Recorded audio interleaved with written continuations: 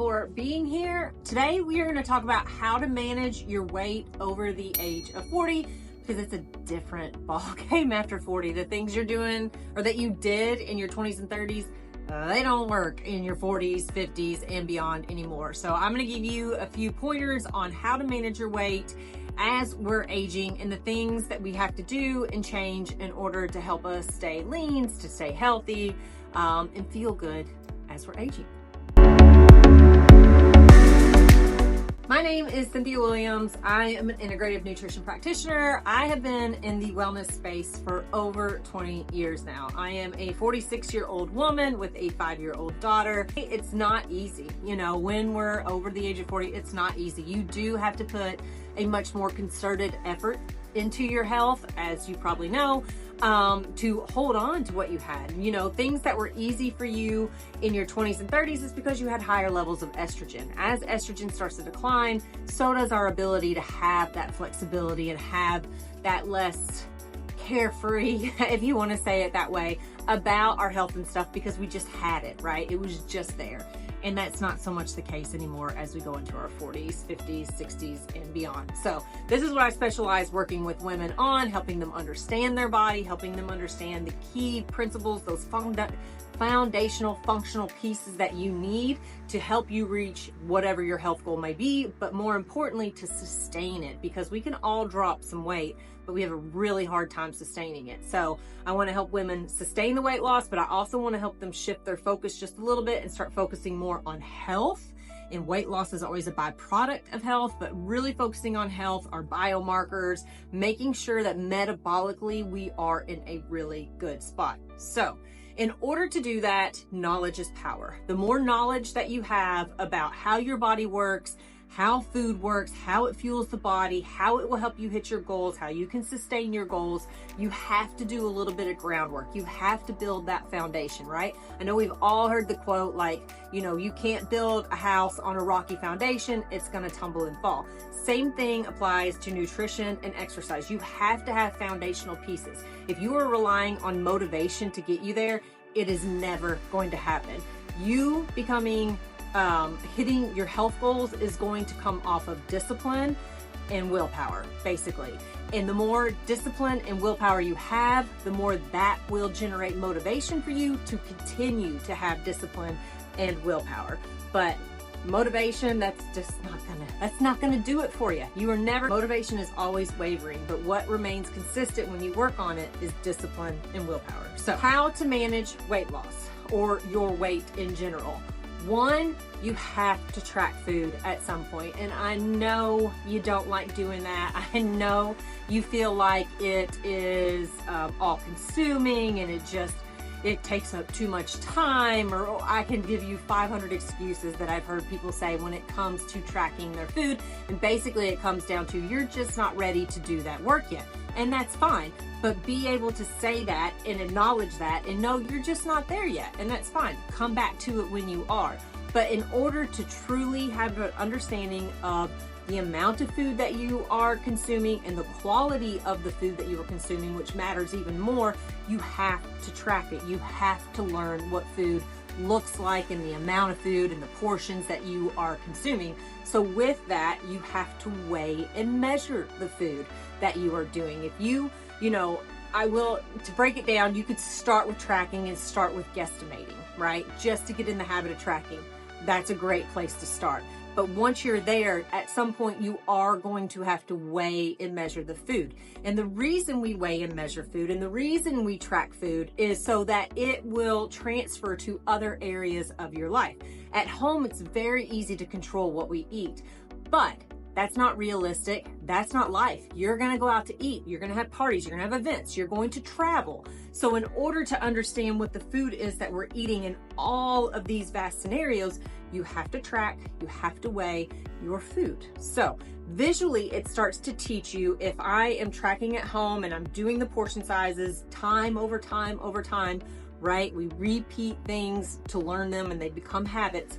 And you can visually start to identify looking at food and being like, okay, that's about 5 ounces of chicken. Okay, that's about a half a cup of potatoes or whatever the food may be. So when you're going out to eat, and if you are working on health goals, it is much easier for you to stay on track and reach those health goals, because when you go out to eat, you have an idea of the amount and the quality of the food that you are consuming. So you can start a weight loss journey without tracking, without weighing food, but you will plateau. There's no doubt about it. At some point you will plateau. And when you plateau, in order to titrate, to adjust, to manipulate whatever it is that you're doing to stimulate change again, you're gonna have to track. You're gonna have to weigh the food so that you know how much you're consuming, so you know how to titrate or change that in order for you to continue to see progress. Next, if you have no idea how many steps a day you're getting, I highly recommend getting a pedometer, a Fitbit, an Apple Watch, whatever kind of wearable, trackable device that works for you, to start quantifying or measuring the amount of activity that you're doing. Because again, if you're on a weight loss journey and you just start walking, right, or you're trying to increase your activity, again, we're going to plateau. We're going to stop seeing results. So if you don't have any idea how many steps a day you were getting in order to reach the weight loss, you're gonna again have to find a measurable way to find out what that is, so you know how to titrate, adjust the amount of activity that you're doing per day to continue to see weight loss results. So having some kind of wearable is a great way to do it. Wearables are also a great motivating piece of equipment, because, you know, like your Apple Watch, or I wear an Oura Ring, which I highly recommend. I love the Oura Ring. It is a bit of an investment, but it is worth it to me. It is nice because you can get reminders. Like if I've been sitting too long at my desk, my Oura Ring will beep at me like, hey, it's time to get up and stretch your legs a little bit. Or it sets my daily step goals for me, and they're different each day. So it's kind of a little game to play to keep me moving and doing things around the house when maybe I would have been sitting on the couch, especially now that I've come into winter and it's snowing outside. So these, you know, the rings, the watches, Fitbits, they can be a motivating factor for you to help you keep moving, but more than anything, it's data. And the more data you have in your weight loss or health journey, the easier it's going to be to hit your goals and to sustain your goals, because you've got that information to help you make adjustments when adjustments aren't necessary. Another factor is your muscle mass. The more muscle tissue you have, the higher your metabolic rate will be. So if you were just starting on your health journey and starting with some kind of exercise is overwhelming, I mean, more than doing a walk or something like that is overwhelming, that's okay. Start with your walking, start working on increasing your overall activity throughout the day, getting that to a higher number, helping you to increase your energy and your stamina, and then you can start focusing on lifting some weights. And so many women are intimidated by lifting weights. You think, one, it's either going to make you into a bulky bodybuilder, or two, you're just intimidated by going into the gym and lifting weights. You're just unsure where to start. And I can understand that. I can understand why, you know, both, well, one, the gym is intimidating, but two, that you see women lifting weights and you have this perceived notion of what they look like in your head, but that couldn't be further from the truth. The women that are bodybuilders, or what you would consider bulky, have been training for years to get to that point, have been pushing incredibly heavy weight. Their nutrition basically is what gets them to that point, though. They are eating a high consumption of food in order to reach those goals, taking supplements, taking, you know, extracurricular type things to help them grow and build there. You, as a woman, if you start lifting weights, you will lean out, you will lose weight, your composition will change, your energy will increase, your strength will increase. You will just feel better as a woman. You will get that, what women always tell me, they want that toned look. They want to see muscular lines look, you know, a definition, a nice arm, a nice shoulder, those types of things. That's what happens when you start lifting weights, not the bodybuilding. That's so hard to achieve. The more muscle that you have, the higher your metabolic rate, meaning the more calories that you burn throughout the day.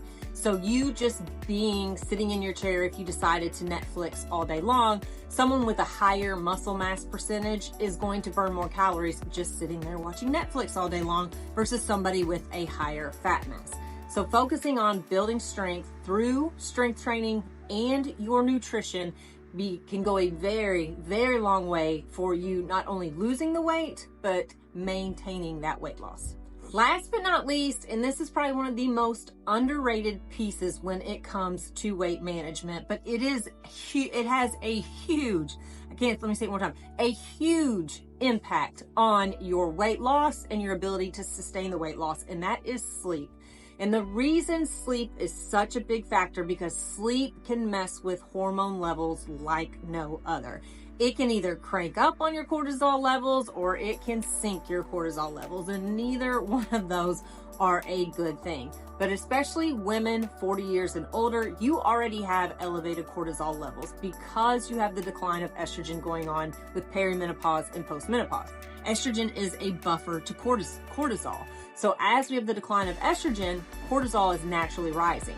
Then you add lifestyle stress, work stress, kids stress, partner stress, sickness, whatever it may be that increases your stress levels at, when you're in this period of life, is only going to set you up for disruptive sleep. The disruptive sleep increases or decreases insulin sensitivity, and the two of those things just set you up for abdominal fat gain. So you have to focus on sleep quality. Sleep quality is major when it comes to weight management. Getting good sleep, having a consistent bedtime hygiene routine, cold room, dark room, sleeping in like bamboo sheets, bamboo pajamas can help to regulate body temperature, turning all blue light devices off 30 minutes to an hour prior to sleep. Anything that you can do to get your brain to settle down, tell your body that it's almost time to go to bed, it's time to sleep, will help you to improve your sleep quality and will help you on your weight loss journey. Thanks for being here today. Hopefully you take some of these tips and you start integrating them. If you try to integrate them all at once, that's too much. I'm very much slow is sustainable. So start with one of the tips that I talked about, get really good at being really consistent with that tip, and then bring in another tip. And time over time or week over week, just slowly start integrating these things and making them part of your foundation.